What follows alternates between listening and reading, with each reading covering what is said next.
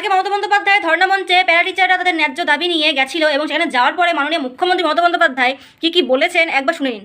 আপনারা প্রোগ্রামে যারা এসছেন শান্তভাবে থাকতে পারলে থাকবেন, এটা কারো কোনো দাবি তোলার জায়গা নয়, এটা একমাত্র এসআইআর এর দাবি এবং ভোটাধিকারের দাবি, ব্যক্তিগত অন্য কোনো দাবি নয়। রাজনীতি করবেন না প্রেসকে দেখাবার জন্য, তো বাইরে অন্য জায়গায় গিয়ে তো দেখাতে পারতেন, অন্য জায়গায় গিয়ে দেখাতে পারতেন। যান মোদীকে গিয়ে দেখান, যান নরেন্দ্র মোদী অমিত শাহকে গিয়ে দেখান, আর ভ্যানিশ কুমারকে যান। আমি পুলিশকে বলবো ওদের আস্তে আস্তে কোনো জায়গায় বসিয়ে দিন। এখন মানুষ মারা যাচ্ছে, এটা রাজনীতি করার সময় নয়। আর বিজেপির কথা এসব দয়া করে করবেন না। জায়গাটা খোলামেলা আছে বলে এটা ভাববেন না যে যা ইচ্ছা করা যাবে। যে কোনো মানুষ এখানে আসতে পারেন, সম্মান নিয়ে আসুন। শুনুন, আপনারা প্রোগ্রামে যারা এসছেন শান্তভাবে থাকতে পারলে থাকবেন, এটা কারো কোনো দাবি তোলার জায়গা নয়, এটা একমাত্র এসআইআর এর দাবি এবং ভোটাধিকার। মানে বুঝুন একবার, মাননীয় ধর্ণা দিয়েছেন নিজের বিজ্ঞাপনের জন্য এবং যাদেরকে তিনি বসিয়ে রেখেছেন তারা তাদের দাবি জানাতে পারবে না। দাবি জানালেই দাবি জানানোর জায়গা এটা নয়। মাননীয় বলছেন 2009 থেকে আমরা বারবার দেখে আসছি যে এই মমতা বন্দ্যোপাধ্যায় পার্শ্ব শিক্ষকদের সঙ্গে উনি বারবার প্রতারণা করেই যাচ্ছেন। আর যখন উনি দোষ দেওয়ার মতো আর কাউকে খুঁজে পান না, তখন সমস্ত দোষটা দিয়ে দেয় মাননীয় প্রধানমন্ত্রী নরেন্দ্র মোদী এবং অমিত শাহজির ঘাড়ের উপরে। বলছিলাম কি ম্যাডাম, এবার অন্তত একটু ভেবেচিন্তে কথা বলুন, কারণ এই সমস্ত পার্শ্ব শিক্ষকদের বাড়ির লোকেরাও কিন্তু ভোট দেয় এবং এই 2026-এ তারা কেউ যে আপনাকে ভোট দেবে না এটা কিন্তু পুরোপুরি নিশ্চিত। আর তাছাড়া মাননীয়া, এই পার্শ্ব শিক্ষকদের মানে এই প্যারা টিচারদের নিয়োগ তো কেন্দ্র সরকার করে না, এদের নিয়োগ তো রাজ্য সরকার করে। তাহলে কেন আপনি বলছেন, আপনি কোন মুখে বলছেন যে এই কথাগুলো কেন্দ্র সরকারকে বলার জন্য, মাননীয় প্রধানমন্ত্রী নরেন্দ্র মোদীকে বলার জন্য, অমিত শাহজিকে বলার জন্য? আপনি কোন মুখে বলছেন? আর যদি সব কেন্দ্র সরকারই দেখবে তাহলে আপনি কেন মুখ্যমন্ত্রী হয়ে বসে আছেন? পদত্যাগ করে দিন, পদত্যাগ করুন। যদি সব কিছু কেন্দ্রই দেখবে তাহলে আপনার মুখ্যমন্ত্রী হওয়ার কোনো দরকার নেই, ওই নবান্নের 14 তলায় বসার কোনো অধিকার আপনার নেই, কারণ আপনি তো কাউকে দেখছেন না, কারো কোনো উপকার তো করছেনই না। তাহলে কি দরকার আপনার এই মুখ্যমন্ত্রীর আসনে বসার? এটা নাকি অন্য কোনো দাবি জানানোর জায়গা নয়, এখানে আপনি শুধু এসআইআর এর দাবিটা জানাতে পারেন। তো চলুন আমি আপনাদেরকে একটা ভিডিও দেখাই যে 2009 সালের ফেব্রুয়ারি মাসে মাননীয়া ঠিক কী বলেছিলেন এই পার্শ্ব শিক্ষকদেরকে নিয়ে। 60,000-এর মতো এই প্যারা টিচার আছেন, 5 বছরের বেশি তারা কাজও করেছেন, কিন্তু বেতন বৈষম্য হবে কেন? আমরা বলছি আমরা ওই দুটো ভিত্তি নেওয়ার পক্ষের লোক নই। আমরা বলছি 6 পে কমিশনের অনুকরণে স্টেট গভর্নমেন্ট এমপ্লয়িজও মাইনে পাক। যদি জিনিসপত্রের দাম বেড়ে, যে দাম সেন্ট্রাল গভর্নমেন্ট এমপ্লয়িজদের যে দামে জিনিস কিনতে হচ্ছে আপনাকেও সে দামে কিনতে হচ্ছে, কারণ তারা যদি ফ্যাসিলিটিসটা পান আপনি কেন পাবেন না? আপনাদের টিএ বলুন, ইনক্রিমেন্ট বলুন, স্যালারি বলুন, দীর্ঘদিন কোনো রিফর্ম পর্যন্ত করা হয়নি। এমনকি নো অ্যাডমিনিস্ট্রেটিভ রিফর্ম চলতো। চলুন চালিয়ে যান, আমরা আপনাদের সাথে পুরোপুরি সলিডলি থাকবো এবং ultimately you will be the winner and state government will be the loser. এটা আপনাদের মাথায় রাখতে হবে। প্যারা টিচারদের ধর্ণা মঞ্চে মাননীয়া ঠিক আজকের এই প্যারা টিচারদের মতনই একই দাবি রেখেছিলেন। আমার একটা কথা মনে পড়ে গেল যে মাননীয়া বলেছিলেন যে প্রতিশ্রুতি মানে প্রতারণা। তো বলছিলাম কি মাননীয়া, আপনিও তো সেই একই কাজই করছেন, আপনিও তো সেই প্রতিশ্রুতি দিয়ে প্রতারণাই করছেন। আজকে আপনি আবারও সেটা প্রমাণ করলেন যে আপনি একজন প্রতারণাবাজ। প্যারা টিচাররা যখন আজকে তাদের দাবিটা জানাচ্ছে তখন আপনি বলছেন যে এটা নাকি তাদের দাবি জানানোর জায়গা নয়। আরে বাবা, তাহলে দাবি জানানোর জায়গা কোনটা? আমরা জানতে চাই যে দাবি জানানোর জায়গা কোনটা। আপনি বলছেন প্রধানমন্ত্রীকে বলতে, অমিত শাহজিকে বলতে, তাদেরকে কেন বলবেন? তাদেরকে এরা কেন বলবে? আরে বাবা, আপনি হচ্ছেন মুখ্যমন্ত্রী, আপনি এই প্যারা টিচারদেরকে নিয়োগ করেছেন, তাহলে আপনি বলবেন। এদের দাবি তো আপনার শুনতে হবে। আমি একটা কথা বুঝতে পারছি না যে এই প্যারা টিচাররা এরা কি আমাদের পশ্চিমবঙ্গের নাগরিক নয়? এরা কি আমাদের পশ্চিমবঙ্গের নাগরিক নয়? আমাদের পশ্চিমবঙ্গের মানুষ না, আমাদের বাংলার মানুষ নয়? 2009 সালে আপনি এইরকম ধর্ণা মঞ্চে গিয়ে আপনি দাবি রেখেছিলেন এই সমস্ত পার্শ্ব শিক্ষকদের জন্য, অনেক দাবি রেখেছিলেন।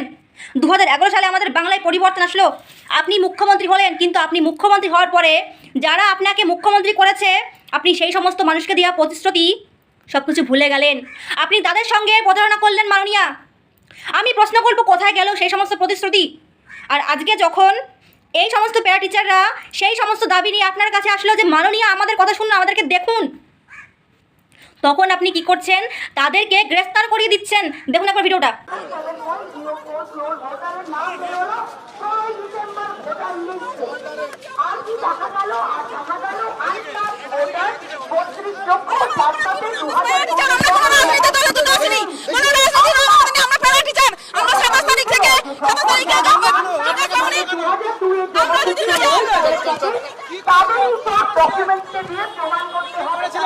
কোনো কিছু করিনি, কোনো কিছু করিনি আমরা।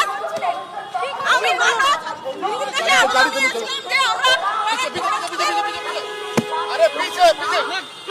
পোস্টা দিচ্ছে দিদি আমাদের বাঁচান, আমরা পাচ্ছি না 10-12 টাকা আমাদের সংসার চলছে না। আমরা প্যারা টিচার, আমরা কোনো রাজনৈতিক দল নই। গাড়িটা খোলো কতজন এসেছিলেন? গাড়িটা খোলো কতজন এসেছিলেন? গাড়িটা খোলো 18 জনের মতো দিদি চলছে। আপনাদের দাবি কি? কতজন ছিলেন? বেতন কাঠামো, আপনারা কি কাজ দাবি করছেন? বেতন কাঠামো। CCL সিসিএল ছিল। হ্যাঁ, পুলিশে ধরে নিয়ে গেছে। আমি কি দোষ করেছি, অন্যায় করেছি আমি জানি না। আচ্ছা, সামনে নিয়ে যাও শুনতে পাচ্ছি আপনাদের দাবিটা আরেকবার বলুন। আমাদের দাবি বেতন কাঠামো। কত বেতন পান? 10-13-22 বছর, দীর্ঘ 22 বছর চাকরি।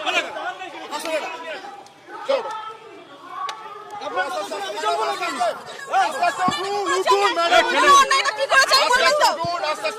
উঠবো কেন বলবেন তো? আমার আজকে জানতে ইচ্ছা করছে মাননীয়া, যে এই ধর্ণা মঞ্চ যদি মানুষের অধিকারের জন্য হয়, আমাদের পশ্চিমবঙ্গের, আমাদের বাংলার মানুষদের অধিকার পাইয়ে দেওয়ার জন্য হয়, তাহলে এই প্যারা টিচাররা কি মানুষ নয়? আমাদের পশ্চিমবঙ্গের নাগরিক নয়? তাহলে কেন এদের ন্যায্য দাবি শোনা হবে না মাননীয়া? কেন এদের কণ্ঠরোধ করা হচ্ছে? কেন এদেরকে গ্রেপ্তার করা হচ্ছে? আমি জানতে চাই মাননীয়া, কেন গ্রেপ্তার করা হচ্ছে? আপনি যাদের জন্য মুখ্যমন্ত্রী হয়েছেন তাদেরকে দেওয়া প্রতিশ্রুতি আপনি কি করে ভুলতে পারেন মাননীয়া? আজকে আপনি এই 3বার মুখ্যমন্ত্রী চেয়ারে বসেছেন, 3বার মুখ্যমন্ত্রী হয়েছেন আমাদের বাংলার, আমাদের পশ্চিমবঙ্গের। কাদের জন্য হয়েছে?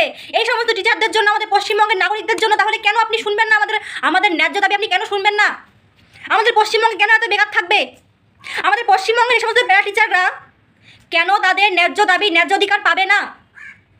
কেন আপনি ডিএ আটকে রেখেছেন? কেন আজকে এত মানুষ চাকরি হারা? কেন আজকে মানুষরা, কেন আজকে এত ছেলেমেয়েরা বেকার? কেন তারা তাদের যোগ্যতা অনুযায়ী চাকরি পাচ্ছেন না? কেন আমাদের পশ্চিমবঙ্গে শিল্প নেই? কেন চাকরির বদলে তাদেরকে বেকার ভাতা দেওয়া হচ্ছে? এবং কেন আপনি কোন মুখে বলছেন যে এই বেকার ভাতা নাকি সফলতা? আপনি কোন মুখে বলছেন? মানে আমরা জানতে চাই। আমি তৃণমূলের প্রত্যেকটা নেতা নেত্রীদেরকে বলবো, আমি তাদের কাছে জানতে চাই, আমার এই ভিডিওটা এত পরিমাণে শেয়ার করবে যাতে এই সমস্ত মানুষদের কাছে পৌঁছে যায় যে আপনারা প্রতিশ্রুতি দিয়েছিলেন, আমরা আপনাদেরকে উঠিয়েছি।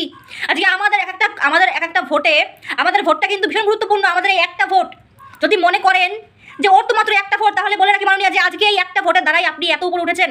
এই একটা ভোট জুড়ে আজকে আপনি মুখ্যমন্ত্রী হয়েছে। তাই আমাদের পশ্চিমবঙ্গের আমাদের বাংলার প্রত্যেকটা মানুষের দাবি আপনার শুনতে হবে, আমাদেরকে ন্যায্য অধিকার পাইয়ে দিতে হবে।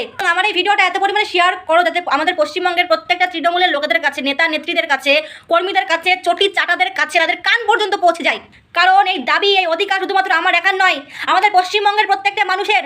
আমরা ভিডিও করছি, আমরা প্রতিবাদ করছি, শুধুমাত্র আমাদের একার জন্য নয়, আমাদের পশ্চিমবঙ্গের, আমাদের বাংলার প্রত্যেকটা মানুষের জন্য। এবং আপনারা যদি আমাদের পাশে না থাকেন তাহলে আমরা বল পাবো না, আমরা সাহস পাবো না। আপনারা পাশে আছেন বলে আমরা তারা সাহস পাচ্ছি। আপনারা ভিডিও বানাতে পারছেন না, আমরা বুঝতে পারছি, আপনারা হয়তো ভয় পাচ্ছেন। ঠিক আছে, বানানো লাগবে না, কিন্তু আমরা যারা ভিডিও করছি আমাদের পাশে থাকুন, আমাদের হাতটা শক্ত করে ধরুন, আমাদের ভিডিওগুলো শেয়ার করুন, তাদেরকে প্রশ্ন করুন আমাদের ভিডিওর মাধ্যমে, আমাদের ভিডিওটা তাদের কাছে পৌঁছে দিয়ে তাদেরকে প্রশ্ন করুন যে এরা কি বলছে, এদের কথাগুলো কেন শোনা হচ্ছে না, এই প্রশ্নগুলো করুন।